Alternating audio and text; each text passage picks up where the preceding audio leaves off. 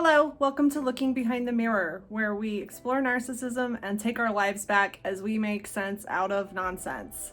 As a quick disclaimer, I am not a professional, and everything I say is based on my opinions, based on my research, and my personal experiences. If you are in crisis, please seek professional help. I will provide links below. In today's video, I'm going to answer the question, what is narcissism? If we're going to understand it, we have to define it first, right?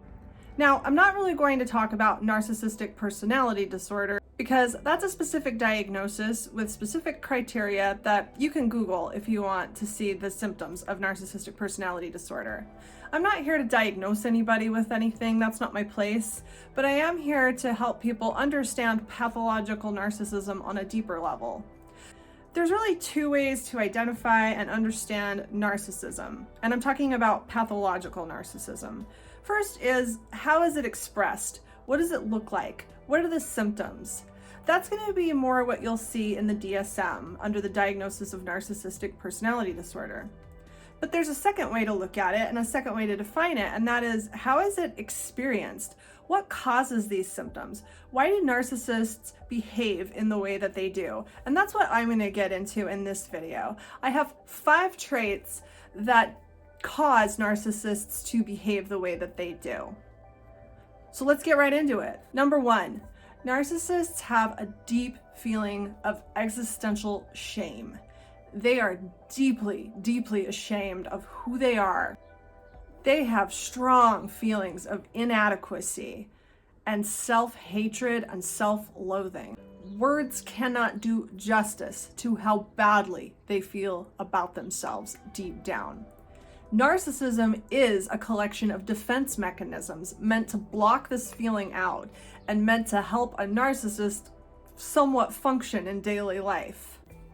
You might think, well, that doesn't make any sense. Narcissists are full of themselves. They love themselves. They think that they're the best thing that ever happened to planet Earth. They think they're the king or queen of the world. What are you talking about? They have a deep sense of shame. See, you're talking about the symptoms of narcissism or the expression of narcissism. Everything that you see a narcissist do is an overcompensation for the way they actually feel about themselves. To the degree that you see them express self-importance and entitlement and grandiosity is actually a reflection of how badly they actually feel about themselves. They have this toxic, terrifying internal dialogue deep within them that tells them they're not worth anything. They don't deserve anything. They are the scum of the earth. They are trash. And so every time this voice speaks, they block it out and they overcompensate with the opposite. You don't deserve anything. I deserve everything. In fact, I deserve everything I have ever wanted or might ever want. Nobody should ever deny me anything. I deserve the world. You're stupid. You're the stupidest person that's ever existed. I'm the smartest person that's ever existed. In fact, I'm the only person in the world that knows anything that's worth knowing. Everyone else in the world is a complete idiot compared to me. Nobody likes you. Nobody could ever love you. You're a disgusting piece of trash. Everybody loves me. Everyone admires me. I'm the greatest thing that's ever happened in the whole world. In fact, I'm the only person that anyone has ever really liked and admired because I'm the only person that deserves to be liked. You get the point? All of the traits that you see, all the self-importance that's expressed is really just a desperate attempt to block out this deep feeling of shame that they live with every single day. And that's why narcissism can be expressed in different ways. You might not see somebody who's expressing their self-importance by dominating other people. You might see somebody that's expressing their self-importance by manipulating other people into giving the world to them or listening to them for 3 hours go on and on and on about all the horrible things that have happened to them. It's coming from the same place. It's just a different method of blocking out that same feeling of deep shame.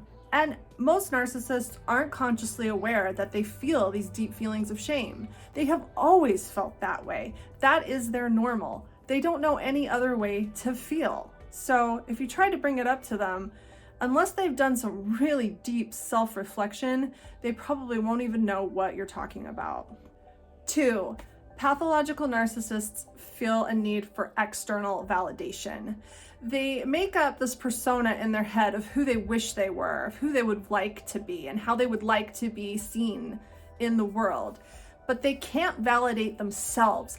They can't have confidence in their own identity. They can't feel like a solid footing of who they want to be. They need your feedback. They need other people to reassure them, yes, you are the best, you're awesome, you are whoever it is you imagine to be, you are important, you are perfect, you are infallible. Or maybe they want to be feared. Maybe they're more of a malignant narcissist and they want reassurance that, yes, I am afraid of you. Yes, I will do anything you want. Yes, you are extremely important. They can't reassure themselves of these feelings. They need other people to do this for them. And this is what's referred to as narcissistic supply.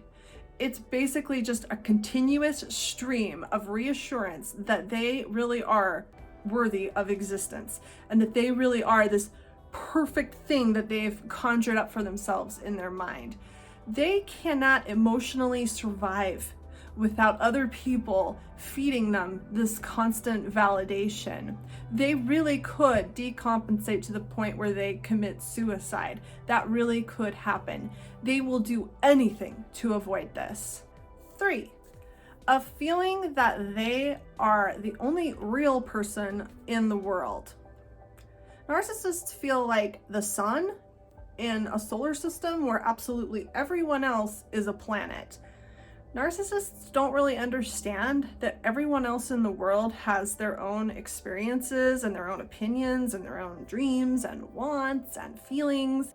They don't emotionally understand that other people are living their own lives in a similar way that the narcissist is living his or her own life. They don't understand that other people matter in the same way. The world is a movie starring them, about them, and nothing else matters or even exists. Everyone in the narcissist's life is an extension of the narcissist. Everyone in the narcissist's life exists because of and for the narcissist. You're either a supporting role in this story about the narcissist or you're an extra in the background. But that's all you are. That's all you'll ever be. This is part of the reason that narcissists have a really hard time feeling empathy for other people. They really don't fully understand that other people have feelings. And that brings us to number 4. Narcissists have an inability to form genuine emotional connections with other people because they don't really fully understand what other people really are. When narcissists say nice things or behave in loving, caring ways, they're really putting on an act. They're really mimicking what they've seen, and they're acting out what they imagine this perfect person that they've built for themselves in their head would do. And they're really reading a script they've written for themselves based on this character they formed in their head of this perfect person that they imagine that they are. None of it's really genuine. I would guess that most of them don't really realize that this is not a normal way to be. I would guess that most of them have a feeling that something's a little different with the way that they feel and interact with people, but I don't think they're ever really fully aware of just how backwards their way of connecting with people really is. And this is another component to their lack of empathy. They just never really come to an understanding that other people have feelings and identities that are worth getting to know and getting to connect. This is why they really never trust people. This is why they can be a little bit paranoid. This is why they can flip on you like that and go from admiring you and idealizing you to looking at you as the enemy, as someone that they can't trust, as someone that's been lying to them or tricking them somehow. Because they never really got to know you in the first place. They don't really know how to get to know other people. They're just missing that part of themselves. They really don't know how to form genuine emotional connections with other people. 5, last but not least, narcissists perceive reality through their emotions. They never really developed a mature way of cognitively interpreting the world. And I have a video, Narcissists Interpret Reality Through Emotion, that goes more in depth into this idea. But this is a huge handicap for them because they trust their feelings over their senses, their sight, their memory, their hearing. They trust their feelings to tell them what's real over anything else. So, as just one simple example of how much harm this can do for them, if you tell a narcissist, I love you, that deep fundamental sense of shame kind of comes up in them and whispers, she doesn't love you, or he doesn't love you. How could anyone really love you? That person's lying. That person's lying to you. They're trying to trick you. What are they trying to get over on you? Why are they saying they love you? And that feeling tells them they can't trust what you're saying. And that feeling is what they interpret reality through. You will never convince them otherwise. You will never convince them that you're not lying if they think you're lying. Feelings are facts. So what does this mean for you? Different people will feel differently when they think about the way that a narcissist actually interprets the world. Narcissists are not the easiest people to feel sorry for. And, if you feel a lot of vitriol and hatred and anger towards narcissists, I don't blame you. I can't say that I don't understand where those emotions come from, because narcissists can do some really, really awful things to people. They can do terrible things to people that have only ever loved them and tried to make them happy. So I can definitely understand where those feelings would come from. On the other hand, some people start feeling compassion and they feel sorry for them. And I can understand that too. I can understand why you would feel sorry for somebody that has such a backwards view of the world and that has such a toxic idea of who they are and such an emotionally dysfunctional way of living, and somebody that can't have meaningful emotional connections with other people, somebody that sabotages all of their relationships really for no good reason. If you start feeling sorry for the narcissist, you start feeling like you want to forgive the narcissist, and you feel compassion, that's great. That's great for you. If you're able to let go of anger, that's just going to help you heal. But I want to caution you, here are some things to remember. The narcissist doesn't want your help. They do not think that they have a problem. They think you have a problem. They don't want your compassion. They don't want your understanding. They don't want to change. They don't think anything's wrong with them. They think that everything's wrong with everybody else. If you offer forgiveness to a narcissist, you're implying that they've done something wrong. And while in reality, they probably have, well, to the narcissist, they haven't. You're the one that did something wrong. Everything's your fault, remember? How dare you forgive me for all the crap you did?